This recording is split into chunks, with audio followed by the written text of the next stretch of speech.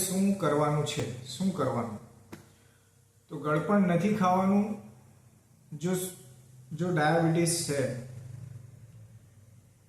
તો રોજ sugar avoid કરવાની. જો ડાયાબિટીસ નથી તો દેશી ગોળ લઈ શકાય સુગરના ઓપ્શનમાં, અથવા તો ખજૂર અને દ્રાક્ષ લઈ શકાય. આ બે નેચરલ સુગર તરીકે લઈ શકાય. કાર્બોહાઈડ્રેટમાં રોટલીના ઓપ્શનની અંદર બાજરી, જુવાર, મકાઈ, કોદરી, જે બાજરી, જુવાર, મકાઈ લઈ શકાય.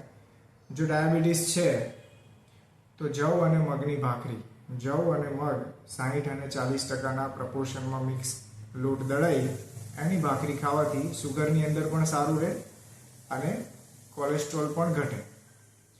તો આ થઈ ગઈ પહેલા સ્ટેપમાં કાર્બોહાઈડ્રેટની વાત, કે કાર્બોહાઈડ્રેટમાં શું લેવાનું છે.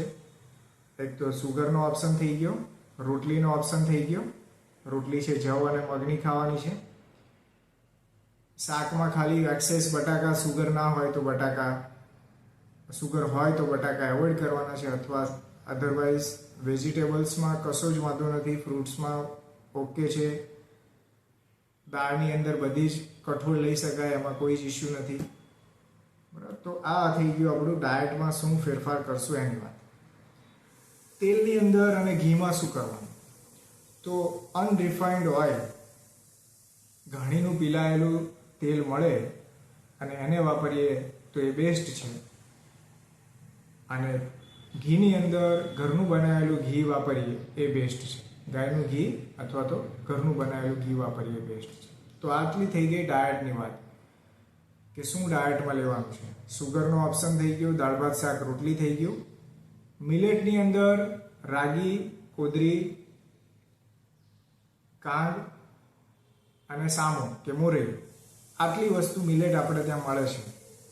આ મિલેટને 6 કલાક પલાળી અને પછી ભાતની જેમ ખાવાથી જ એનો ફાયદો થાય છે. એ પદ્મશ્રી એવોર્ડી જે મિલેટ મેન ઓફ ઇન્ડિયા છે કાદિર વલી, એનું આ રિસર્ચ છે કે એને 6 કલાક પલાળી અને આપણે ખાઈએ તો એની અંદર ફાઇબર્સ એની અંદર વધે છે અને કાર્બોહાઈડ્રેટનું લોડ ઘટાડે છે, અને એના કારણે આ બધા જ લાઇફસ્ટાઇલ ડિસઓર્ડરમાં આપણને ફાયદો કરે છે. તો મિલેટ લઈ શકાય ભાતના ઓપ્શનની અંદર 5-6 કલાક પલાળીને. તો આ થઈ ગઈ ડાયટની વાત. લાઇફસ્ટાઇલની અંદર શું ચેન્જ કરશું? ફર્સ્ટ છે walking. Morning, evening empty stomach walking કરવું જોઈએ. વોકિંગ કરવાથી આયુર્વેદ પ્રમાણે દોષનો ક્ષય થાય અને અગ્નિની વૃદ્ધિ થાય. બરાબર, તો ડાયજેશન, મેટાબોલિઝમ બધું જ ઇમ્પ્રૂવ થાય. કોલેસ્ટ્રોલ, HDL પણ ઇમ્પ્રૂવ થાય, એ પણ રિસર્ચથી પ્રૂવ થયેલું છે. સૂર્ય નમસ્કાર થઈ શકે તો બેસ્ટ, અને બીજા ફ્લેક્સિબિલિટીવાળા જેટલા પણ આસનો થઈ શકે એ બધા જ આસનો કરી શકાય. પ્રાણાયામની અંદર અનુલોમ વિલોમ અને શરીરની કેપેસિટી પ્રમાણે ભસ્ત્રિકા છે કે કપાલભાતિ છે એ કરી શકાય. અગત્યની વસ્તુ છે મેડિટેશન, ધ્યાન.